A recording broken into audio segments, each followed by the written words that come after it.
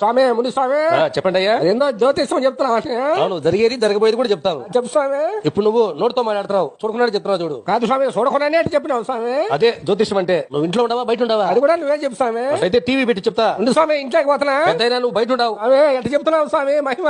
జ్యోతిష్యం అంటే అదే. అది స్వామి, నాకు పెళ్లి అయిందా కాలేదా ఒకసారి చెప్పు స్వామి. నువ్వు అడిగింది నేను చెప్తా, నేను అడిగింది నువ్వు చెప్పు. నీకు పిల్లలు ఎంతమంది? నాగా స్వామి 3 ఆడపిల్లలు 2 కొడుకులు. పెద్దయినా నీకు పెళ్లి అయింది నిజమా కాదా? మహాప్రభు ఎంత కరెక్ట్గా చెప్పినావు స్వామి. జ్యోతిష్యం అంటే ఎవరుకున్నావు? కాదు స్వామి, ఇంట్లో మా పిల్లం చచ్చిపోయిందా బతుకుంటాదా చెప్పు స్వామి. సరే కానీ నీకు మలతాడు ఉన్నదా లేదా చెప్పా.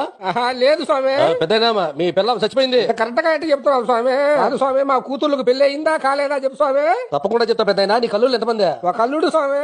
పెద్దయినా మీ కూతురుకు ఒక కూతురికి పెళ్లి అయింది అవునా కాదా? అరే రామ్ అరే కృష్ణ, ఎంత తెలుసు స్వామి, ఎంత కరెక్ట్ గా చెప్తున్నావా.